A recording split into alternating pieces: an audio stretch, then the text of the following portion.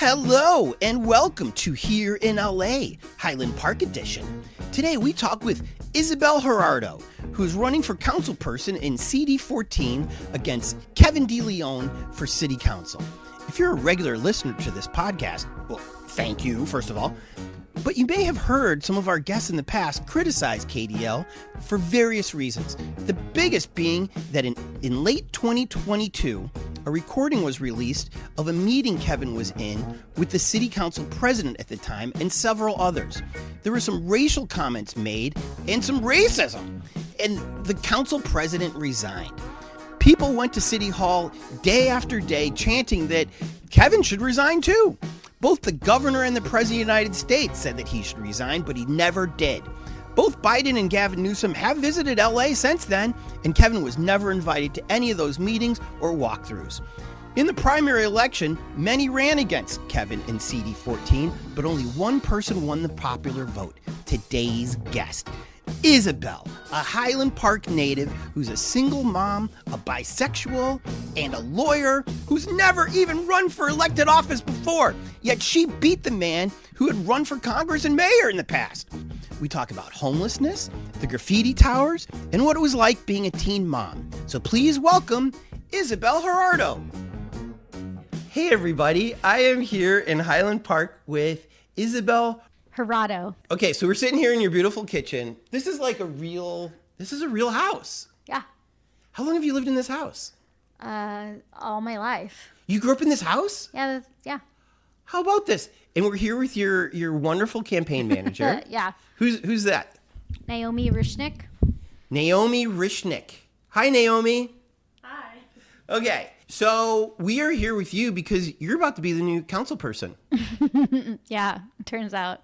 Turns out. Yep. This is why I think you are going to be. This is CD-14. Yes. Council District 14, which is Northeast LA. NELA, which is Eagle Rock, Highland Park. What else is in here? El Sereno, Boyle Heights, downtown LA, which is like little Tokyo Arts District, South Park, Central City, the Industrial Core, a lot of things, including Skid Row. And yeah, So a lot on your plate once you become this person. Yeah.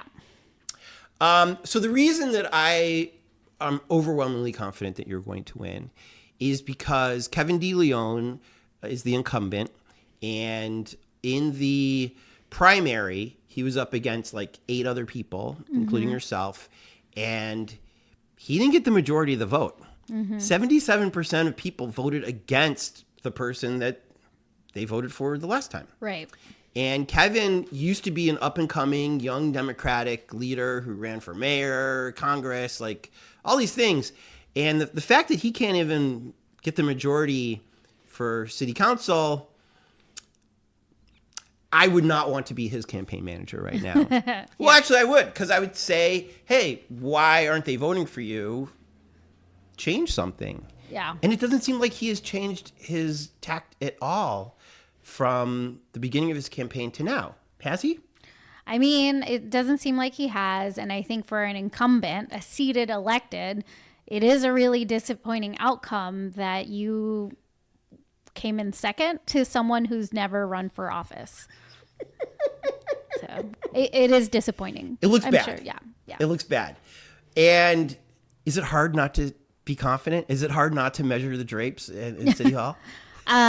As my team knows, I am not one that takes things for granted. I'm a lawyer through and through. And so it's not until, I see the dotted line and the signature on it that I believe it's true. And so I didn't really relax, it turns out, until I saw the certified results 3 days ago.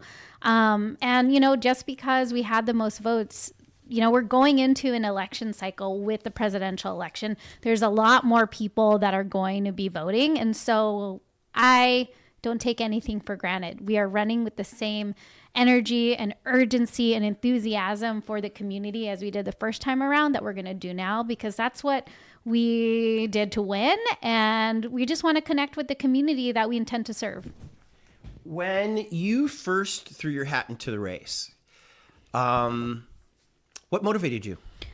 Oh, yeah. I mean, it just really was the love for my community, right? The last straw was obviously the tapes, right?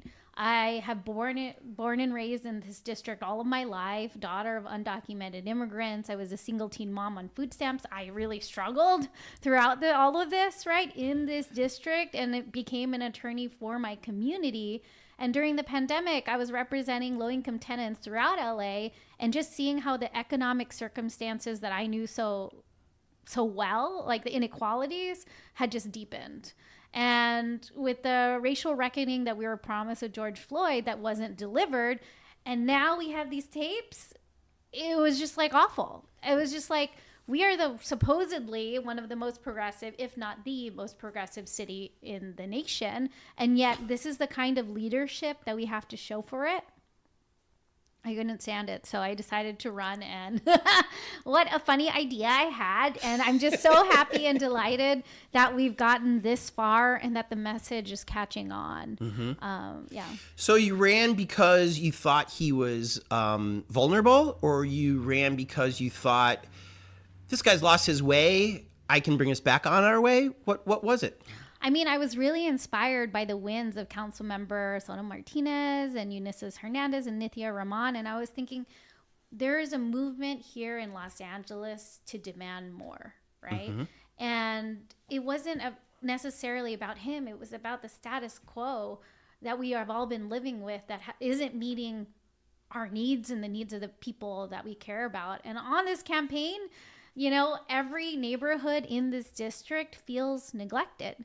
People have lost hope. We haven't had a continuous council member serve a full term in like three council members, right? What is it about this district? I don't know. There's something in the water. I don't know. We just, you know, we just want to break the curse. You know, we want fresh voice, someone from our communities that's just not going to move in just sort of, you know, use people as a stepping stone, and someone who's shown that they've been committed to this community. And I think I bring that. You know, maybe it's time for the first woman to lead it, Filipina at that, and queer women. Maybe those are part of the changes, and a different, you know, vision for this district that I guess folks want. Yeah.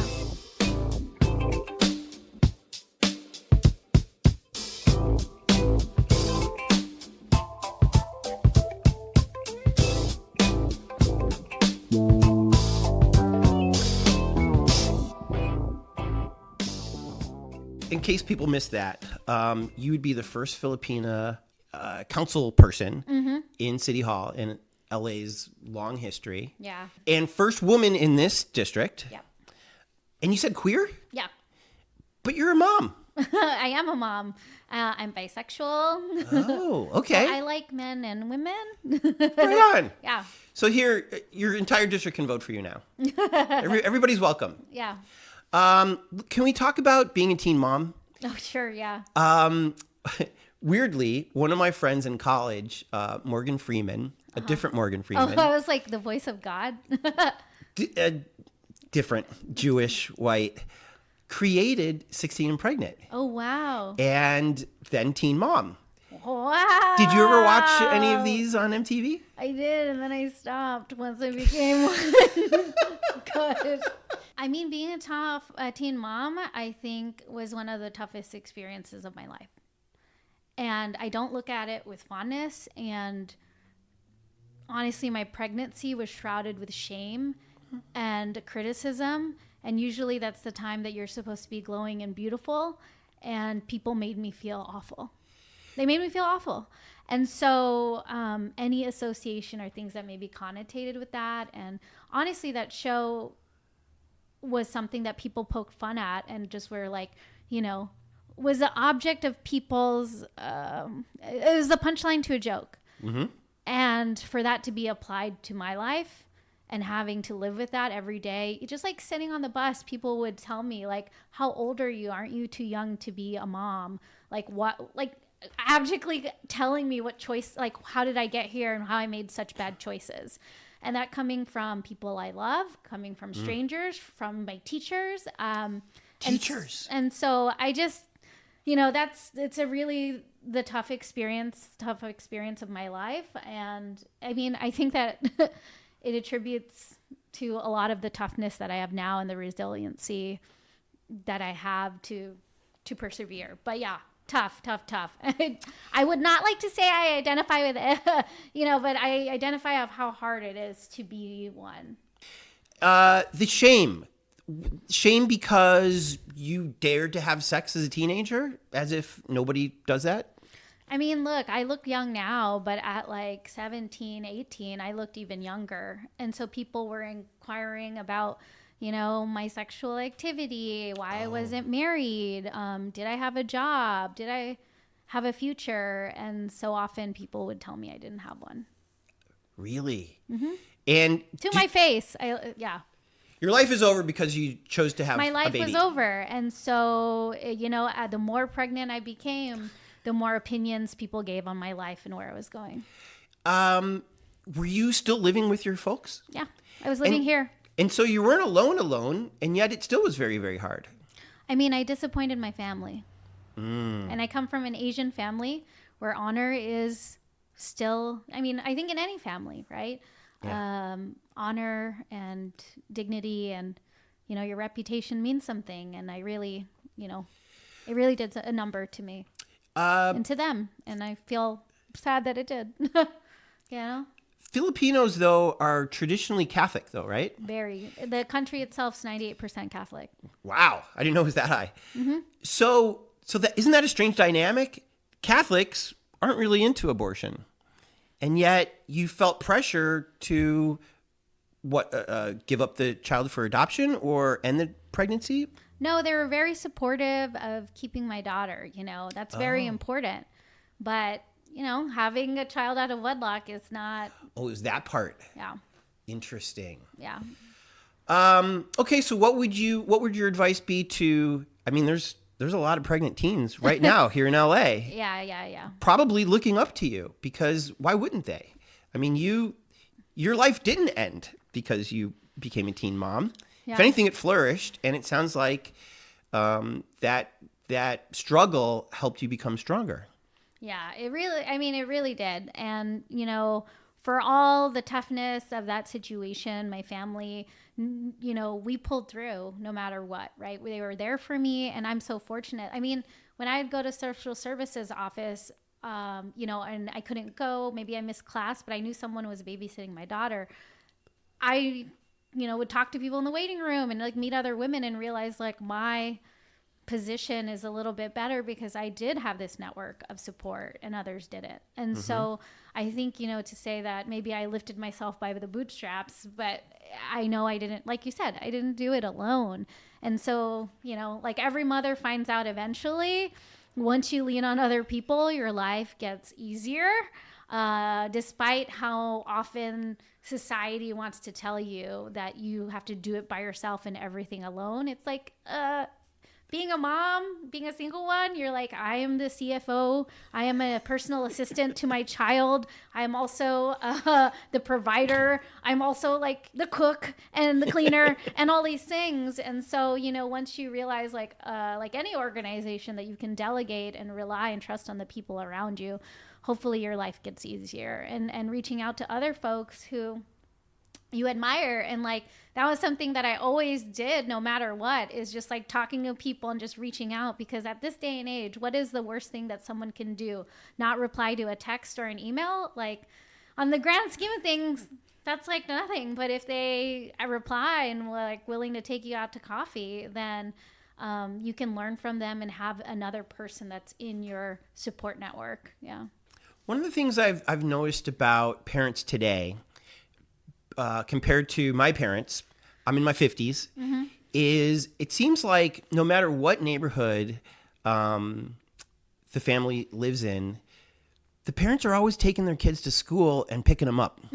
Whereas we rode our bikes. Gen X, all the jokes. Parents gave us a key,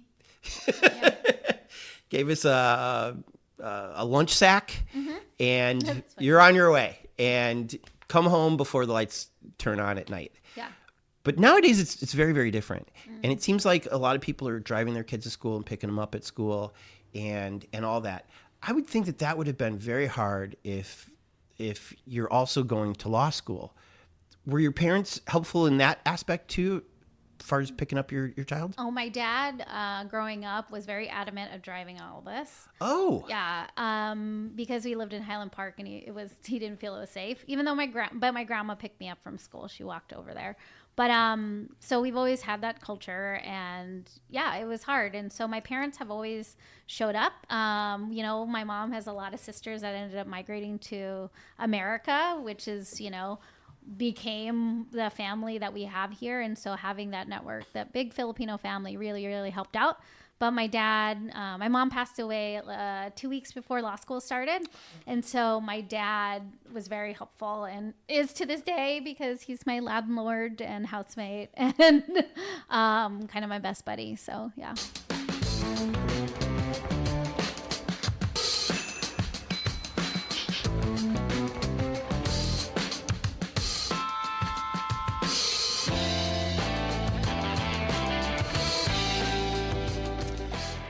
Let's talk about growing up in Highland Park. Yeah. A lot of people who maybe lived on the west side of LA or in the Valley or in South LA might not have known what Highland Park used to be like. The same as Silver Lake and Echo Park. Yeah. And it seems to me that all those areas have gotten better. But when you talk to some people, they say, well, gentrifiers, blah, blah, blah, blah, blah. Where do you feel about how Highland Park has changed over your lifetime? Yeah, I mean, look, growing up, I was a latchkey kid, but safety and our security really meant a lot to us, right? We've had people rob our house before. We had stuff has happened. We worry about street safety because Figueroa is like a thoroughfare between the 110 and the 134, and we've seen accidents happen on our street. And so street safety, and security is something that was always on our mind because of, gang activity that was happening at the time. Which gang did you claim? A nun. I was a Catholic schoolgirl, so just hanging out with my Lola. That was my boss lady then. She's getting mad. She's just getting mad at me all the time for, I don't know, being dirty outside. Which high school? So I went to St. Ignatius, and then I went to Immaculate Heart High School, which is actually in Los Feliz, because that's closer to where my cousin lived, and she's pretty much my sister. So I just copied everything she did at that point. Are you a religious person? Because I've noticed that when kids have to go to Catholic school, when they grow up, they're not really into the Bible or any of that. I was fortunate to have gone to really great Catholic schools. So I identify as Catholic, but I also learned through like the Immaculate Heart lens and the Jesuit lens. And so Jesuit Catholics are focused on public service, go figure, and serving your community. Right. And Immaculate Heart, nuns, Catholics are known for being rebellious. And so one of the most infamous ones was named Corita Kent, who actually spearheaded a lot of screen printing, like a la Andy Warhol. And my high school actually during the 60s was so progressive and radical that they actually got kicked out of the archdiocese. Nice. Mm-hmm. Yeah. That's awesome. Because the nuns didn't want to wear their habits and they were refusing these conventions. And so I think as I've gone through the campaign trail, I've realized so many things that that has really influenced my political perspective. So nuns radicalized you to become a progressive. Yeah. I didn't you don't hear know. that all the time, do you? I didn't even know it. Yeah. If anybody is listening, you can watch Rebel Hearts on Netflix. It's about Corita Kent and her rebellious artwork. Yeah. Rebel Hearts. Mm-hmm. Okay, I'll check it out. So did you see a positive change in Highland Park since you grew up here? I mean, I think things have changed. I think there have been more investments in our neighborhood. We have a skate park in Highland Park, Avanza. It's pretty cool. It's very much a scene that was actually developed because there were some set of stairs where skaters kept going. And then a kid actually died because it was so dangerous. Oh, no. And so one of our community members here, Rosa, actually, she's very active and still to this day, much respect, fought to make sure that we had a skate park so the kids have a safe place to stay. And it's really like a lot of improvements with the help of council members that were invested have seen these projects realized. But at the same time, I've seen so many of my neighbors and friends being pushed out because the rent is so high. Yeah. Or, the businesses at which they frequent no longer are at a price point which they can afford. And so I think, when it comes to that, I think, we can, the old saying in community organizing is same neighbors, better neighborhoods. I think that's possible, right? Mm-hmm. And, I also am like, I'm not opposed to having new things. I just think that it doesn't have to be an either or. It can be both. Mm-hmm. Let's talk about Figueroa real quick, because when you do get off of the 134, the first thing that you're presented with is the tiny home place over there. And I know that there are people who hate tiny homes and people who think, well, this is an improvement for them sleeping on the street. Mm-hmm. Where do you stand on that particular one over there? I mean, look, tiny homes is not a perfect solution by any means. It's a start, right? I think there's so many improvements that we can start thinking about. Like, really, at the end of the day, to get people permanently housed and off their streets, it's not just having a shelter. It's about having these wraparound services that can help them address some of the other needs, like their mental health needs, right? Getting them into job placement, having a shower, or the fact is the matter is that tiny homes over there for women, like there's no bathroom included in that. And so you actually have to walk outside in order to be able to go to the bathroom. And in the evening, you can understand why it would be maybe precarious, right? Oh, really? It may not be 100% safe even within that little. I mean, it's still like you have to, it's like walking somewhere at night to have to go to the bathroom. It's just not something that you want to, in an ideal world, to have something a little bit bigger and that has a bathroom on site. And there are other projects like in El Monte, it's called Life Arc, that have that.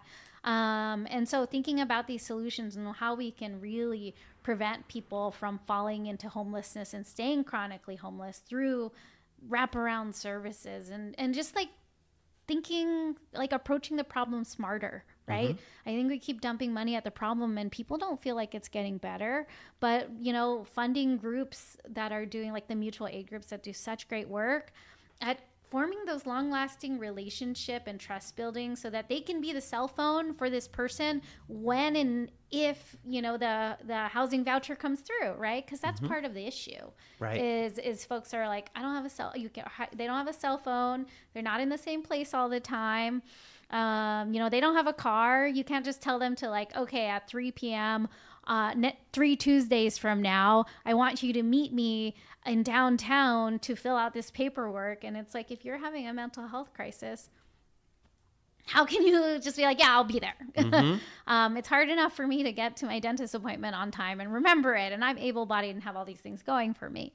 So trying to make sure we meet folks where they're at. And so we're proposing community resource hubs, which would be a one-stop shop to have folks have a doctor, a housing navigator, and a place to sleep and eat without being criminalized, right? And having a place to store their stuff so that they can actually go in and stay for a little bit. Yeah. I always try to look at the sunny side of the street. Growing up as a Cub fan, there wasn't a lot of sunshine in our lives. So when the 99-cent store announced they were closing, oh man, it broke my heart because I love that place. Yeah. But then I was like, oh, maybe this could be a homeless shelter. I mean, these are big structures that do have bathrooms. They do have parking and all this stuff, and maybe like a third of it could be for services. And then the rest of it could be bunk beds or whatever it is.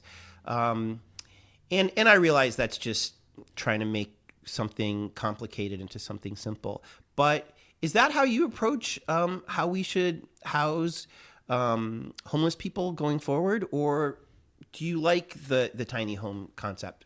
I mean, I think we have to invest in permanent housing. And like what you're talking about, there's actually a policy moving forward that the city is considering that has been done, but really focused in downtown. It's called the Adaptive Reuse Ordinance. And it's about using vacant old commercial spaces that are old businesses that may have been used for office or for retail, and converting them so that they would be able to be used for residential housing. So you are actually onto something, sir. What? Yeah. So there's the nerd moment, but also let me just take a step back to the 99-cent store. I literally cried when it said it was closing, because that one right there is a staple of my childhood. Yeah. And like there are a couple things that I just have a nostalgic attachment to, and like when I'm stressed out, I go there. Yeah. And it's Goodwill and the 99-cent store, because that was part of like our milieu on Saturdays. Would be like, okay, we're going to go to swim practice. We're going to go to McDonald's because it was a treat, because it was the weekend and my parents were like, we could eat out. And then we were going to go shopping, and it would be the 99-cent store or the Goodwill. And so it just is a facet of like, like working class memories going. And it was so different than like the dollar store, because it did have food, fruits and vegetables. Candy was cheap. So I can imagine a little kid, balloons were cheap. Like, oh yeah, my dad always had a deal whenever we go shopping. He'd be like, it's only $5, and then we go to the 99-cent store, and I'd like, or no, he said it's like only $1, right? But then his favorite stories, we'd go to the 99-cent store, and then I'd come back, I'd be like 5 things, and I would be like, well, you said it's only $1, and each of these are only $1. And so, like the decorations there, and, when we're in a pinch, we would go there for groceries and just stuff that like, it was just it's part of our routine. So it's sad to see it go.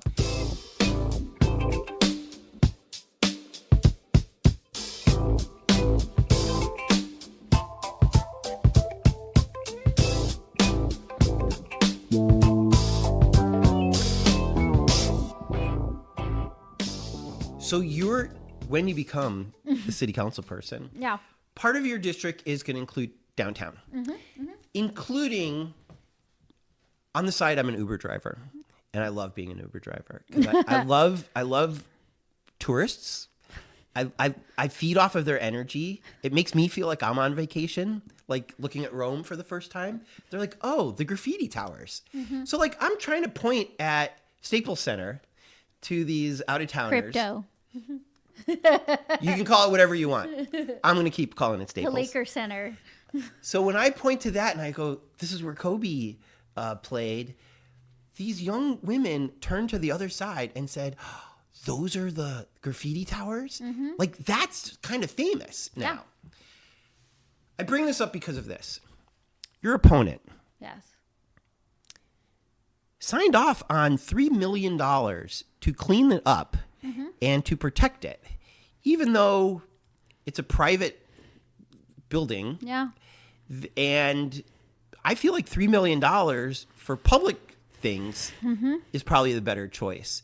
Also, I kind of like the graffiti on those towers, and it seems like so do these tourists. Yeah. And it's like, what are we protecting? We're protecting more graffiti people? Like, I guess I don't feel like $3 million is really going to go to any of those things. And I don't want to be a cynical person. I want to believe and trust people. But I feel like this is kind of a waste of money. How do you feel about the $3 million going to that? I mean, I think that there are so many things, and based on the campaign trail and how many people we've talked to, there's so many other things that people want that, this is a vacant building. There's so much money that was put into it. I mean, I think those towers are one of our greatest public art pieces, right? It is right now. Because it is a metaphor for what has happened in this district. It's a relic of the reason why it's not finished being built is because of the bribery corruption deal that fell through because of our previous council member. Yes. Right? And so it's kind of like a testament to the obscenity of excess, right? And here we have people reclaiming that building by graffitiing it, and now all of a sudden we want to fix this problem when really the problem should have never arisen in the first place. Yes. And so that is my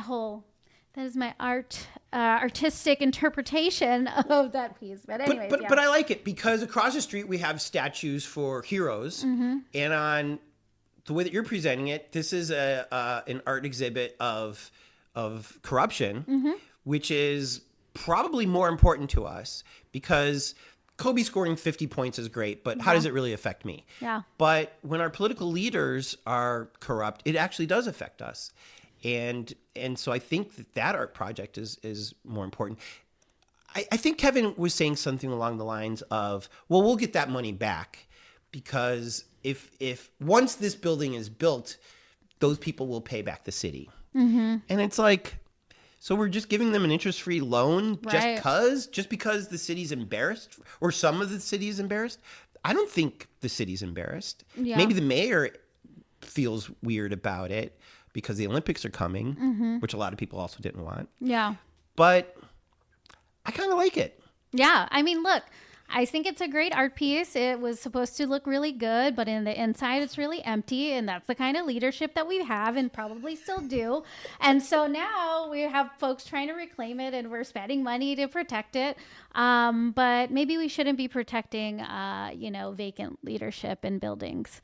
Would you be in favor of the city just taking it over and making it like the coolest homeless shelter? I don't know. I definitely want to talk to communities and see what would be the best use of it. But I mean, spending money for private security for the building, I just think $3 million, there are parks in Boyle Heights that don't feel safe, right? That a 19-year-old kid got shot at, right? And the community is like, I wish we had more programming at this park so that it would occupy space and time for community members to feel safe. Let's continue on this path a little bit. Sure. Because a lot of times when politicians talk about security and safety, they're really talking about cops. Mm-hmm. And Hugo and some of these other people, when they ran, maybe they didn't say it, but people got the understanding, oh, this guy's not going to give the cops more money. Mm-hmm. They already have $3.2 billion. Mm-hmm. Crime is down. Mm-hmm. The last thing we need is more helicopters flying around us or more black and brown people getting shaken down because they have tints on their windows as they're driving around Hollywood Boulevard. Mm-hmm.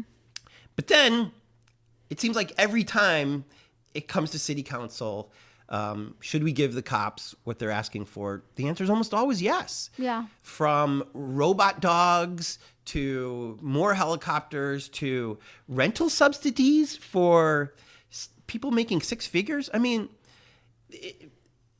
being an LAPD officer is the highest paying entry level job there is in the whole city. Mm-hmm. And so people are like, why are we giving them $15,000 for rental subsidies when so many of them don't even live in LA? So this money isn't even going to come back to the community. And so when you say security and safety, are you talking about police also? I mean, I think a security safe, like I say, reimagine public safety, right? Working class communities, the streets are unpaved. Just like in my street, people are running so fast that people are getting run over. People have been killed by cars more than they've been killed by guns in the city. Wow.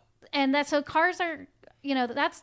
So when I talk about safety, it's like, I'm talking about streetlights. I'm talking about streets. I'm talking about cars and transportation. I'm talking about people's human, physical needs of, wanting to feel safe and secure, mm-hmm. right? And people feel safest when the streets are lit, when the streets are clean, and when there are a lot of people, on the street. And so the way that I think about safety is reactivating a lot of these public spaces, whether it's our parks, right, where people are hanging out a lot, you feel safer, or whether it's our buses and our trains. People in New York, there's so many people on the trains in New York or Japan, and so improving all of those systems to me is the way that we can increase our safety. I mean, the safest cities in the world and in this nation, they invest in transportation, in our parks and recreational activities for youth. And I think that's so important for us.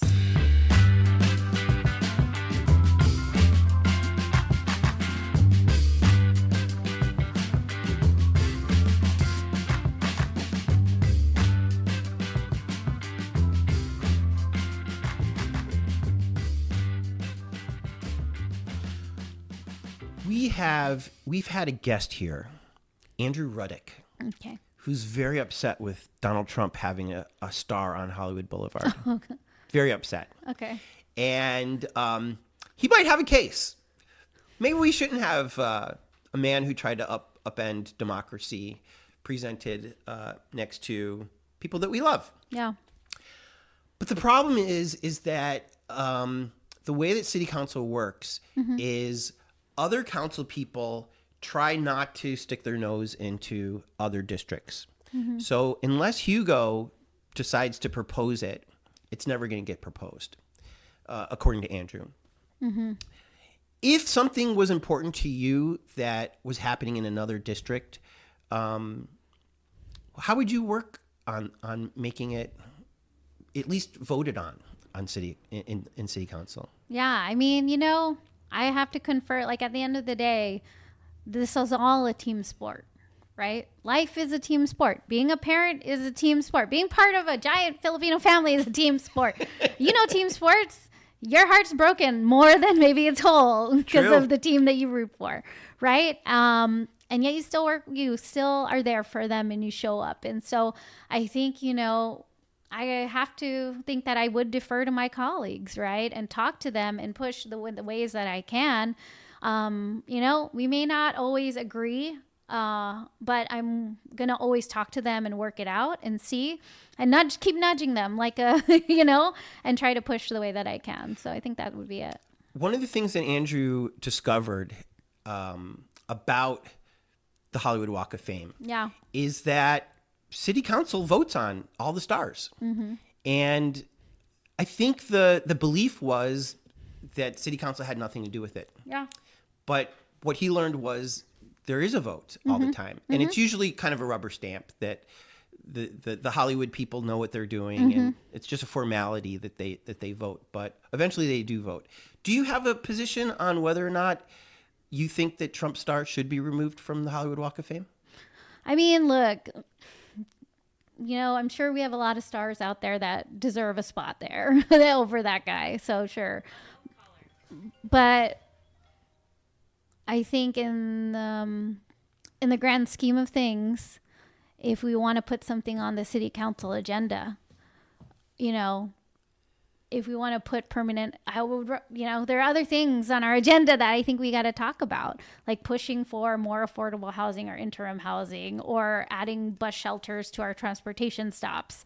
And so, I think that's what maybe council member is thinking about more than this, but I'm sure he would agree or something. Yeah. Okay, let's talk about rent control. I live in rent control. There's at least one council person who's in rent control. And I don't think this podcast would exist if I wasn't in rent control. Because right now I don't have a huge high paying job. Yeah. But this is my passion. This is my love. Yeah. And so if not for rent control, I would either have to have moved or have two jobs, one that pays, this one doesn't pay. And I just feel like the quality of life in Los Angeles is higher for people who don't have to spend 60% of their income on rent. 1,000%. But when we got out of COVID, city council had to vote on what to do about rent control, either up it to 6% or 4%, those kind of things. What's your stand on rent control? Because not everybody looks at it the way that I do. Yeah, maybe they don't live in rent-controlled units. That may be it. I'm totally for rent control and expanding it. I mean, that 3% limit on the increase every year is really what stabilizes not just the individual unit, but it lowers the average of the rent in the city at large.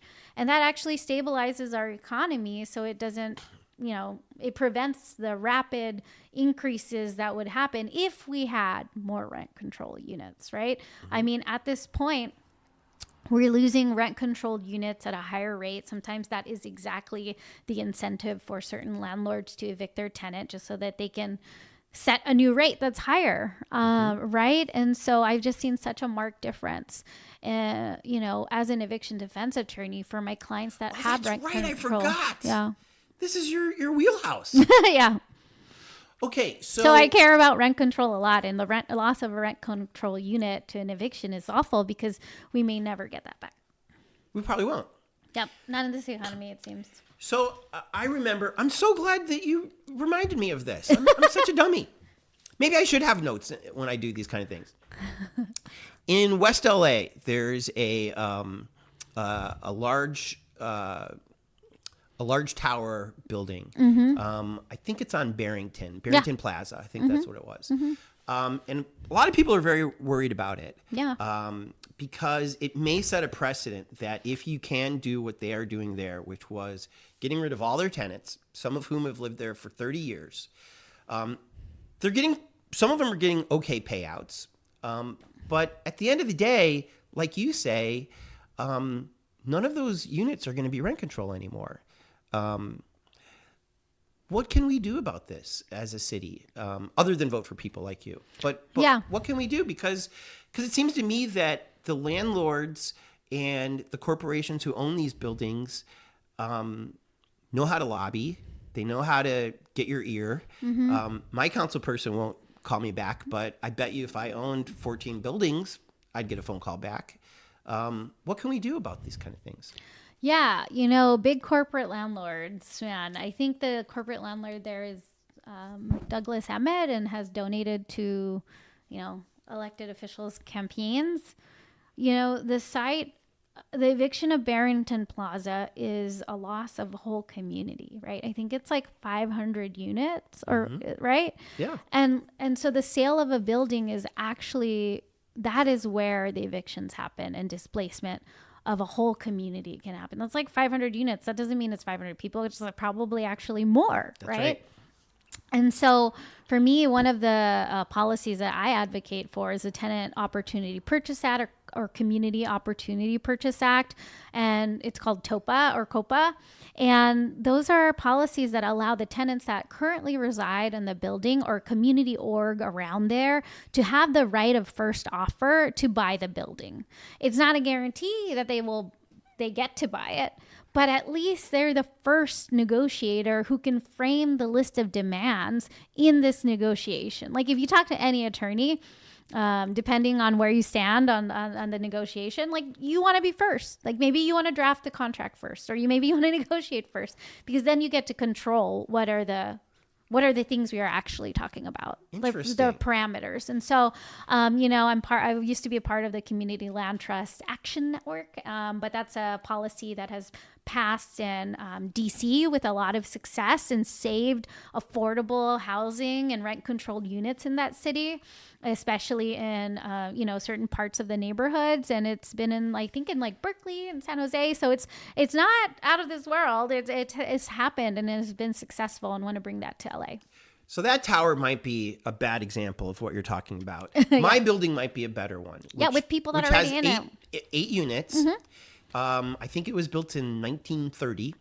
And so what you're saying is if my landlord decided to sell,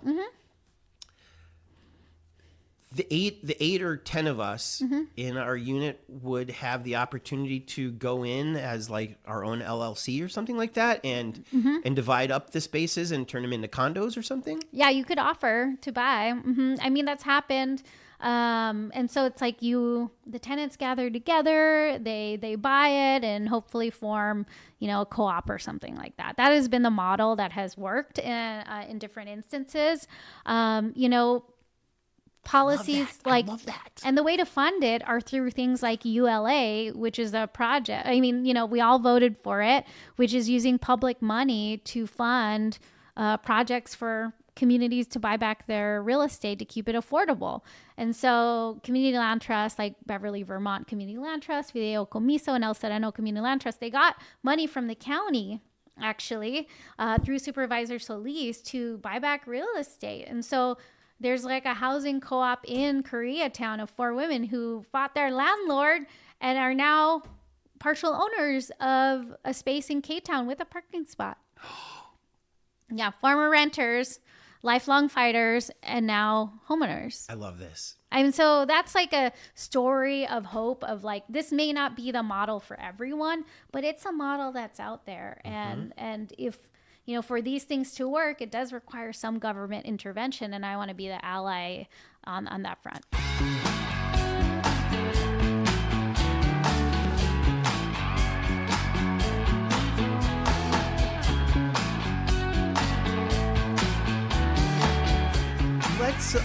Let's wrap up with some of the things that you love about Highland Park. For people who maybe just pop in and go to a bar or go see a rock show and then leave, and miss out on some of the nuances, what are some of the things that a native Highland Park person enjoys that maybe we overlook?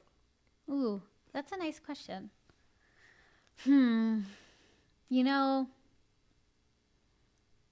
I mean, I do have this what secrets? What are my secret places? I'm like, do I want You don't have to blow up any spots. I know, but I was just like, oh wait, hold on. Like, these are my little quiet, serene spots that I'm like, maybe I don't want to share because I love them, but no, I want to share. So right over here, there's this place called Poppy Peak, which my neighbors have been trying to save. And basically it's like an urban hike. It's not very strenuous, but it is a spot that they've been fighting to preserve. And in this place where we don't really have a lot of green space all the time, having it literally in the backyard is so great. And it provides a view of Pasadena all the way to downtown. And so I walk my dog every day, twice a day. And so having that hike is great. And I think if you go to any of these, if you go up the hill of my street in the evening, you can see downtown skyline. And I look at it every night and I think about what work, because I can see City Hall and think about, I got a lot of work ahead of me in order to get there. But I think those are the things that I love. And I also love Garvanza because to me, it's like a microcosm of LA. The park itself, that's right by Luther Burbank, because you see people walking dogs. You see a Little League happening. You see, those Asian grandmas that are walking together and elder people that are like you and me that are using the workout stuff, right?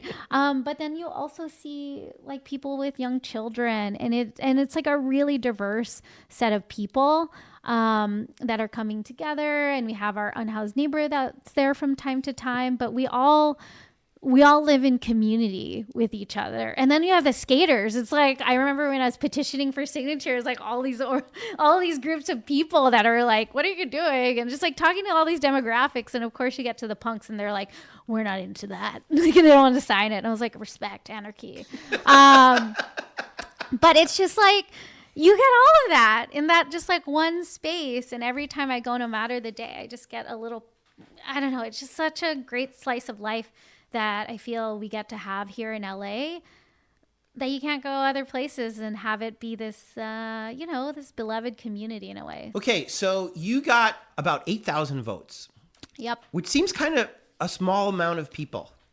How many do you think are going to vote for you in November? Hopefully 40,000. 40,000. Mm-hmm. Is that what Kevin got last time? I think, when he ran for council, he got 25,000 votes, and now he only got 8,000, which is not a really ideal situation for a seated incumbent.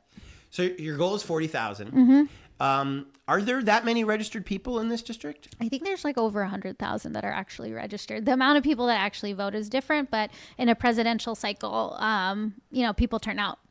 And so what should people do if they're not registered? Is it too late to register? No, you can register same day, but you can go online to lavote.gov and you can register. You can do it online even if you're 16 or 17 and you're going to turn 18 soon. You can pre-register to vote. It's really easy, and I can, I have a little video on my Instagram that shows people. You led right to my final question. Where can people find you and your information? I am all over the internet at ysabelhurado.la. That's our website, and you can find us on social media, but it's YSABEL and my last name JURADO. So you can look me up. You'll find me on all of the platforms. Final question, because Joe stirred up the pot a little bit when he said that there wasn't any good Filipino food in the Valley. Is there good Filipino food on the east side? Oh, yes. Dr. Joe comes over here. He knows it's going to be good, but he'll probably think I have controversial opinions. But we have The Eagle Rock Plaza, which is... That's right. So if but I hear it's about to... Not under my watch. Really? So like Seafood City and what's the Filipino hamburger chicken places there? Oh yeah, no, like Jollibee. Jollibee. Hello, Jollibee. Very good Filipino food. That's like very good comfort. Fried chicken with spaghetti. And the gravy.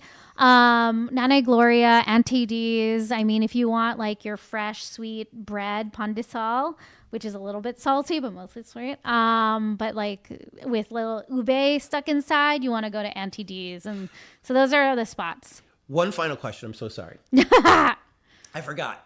What? One of my progressive activists said, if you're going to interview her, you got to ask her this. Okay, what? So. Latinos. Yeah. There's more Latinos in your district to be than Filipinos. Should they be nervous that a Latino isn't going to represent them? I don't think so. I mean, my lived experiences actually have aligned with a lot of the Latino experience, right? Daughter of undocumented immigrants. My dad's wages were stolen because of his status. I was a teen mom, had to use social services to make it, and, had to drop out and go to community college. And, I've represented and stood alongside Latinos time and time again in this district. And we have, like a great coalition of support, especially folks, like I got to give it to all the senoras and the titas that have been out there stumping, especially in Boyle Heights, that have been, welcoming me. And I'm a person that leads from the center. And so letting the community lead and being an ally and not a roadblock. So I don't think they should be afraid. They should be excited because I want to represent them better than our past couple guys. Well, I wish you the best of luck. Thank you for spending time with me. And if you're not registered, everybody, get out there and register. What are you waiting for? Thank you. Thank you. Oh, awesome. Great talking to you. How great was Ysabel? You know who we'd vote for if they're running against someone who tried to disenfranchise blacks from being represented? Our Patreons. When you stoke us, you're saying, Tony, thank you for doing all of this. It's really incredible. Have monies. Buckets full even. So shout out to our Patreons, Nancy Rommelman, Sean Atlow, Matt Mills, Sean Wallace, Greg and Molly, Jamie Taylor, Mark Johnson, Kira Ann, Barney Granke, Ben Welsh, Jen Adams, Trevor Wilson, Bree Wild, Dougie Gyro, Christina Up North, Robin Carey, Adam Shorn, Ben from Down Under, Chris from the ATX, Gregor, and Phil. To be a Patreon, just go to patreon.com/hereinla and give till it hurts. Want to support us, but you want to give your money now to Ysabel? Totally understood. But you can still help. Post your favorite episode on your Facebook. Start with this one. Tweet this link on your Twitter or on your threads. Put it on your live journal for all I care, but tell your friends. Tell them how Here in LA is spelled and that it's on Apple Podcasts and Google and even on the YouTubes. Here in LA is produced by myself, Tony Pierce. Music supervision by Jordan Katz. Songs by Orgone and Jordan Katz. Special thanks to Cindy for creating the logo, Jen for inspiring this, and single moms everywhere who persist while doing what's right in their heart. Bless you and know that you are loved and supported.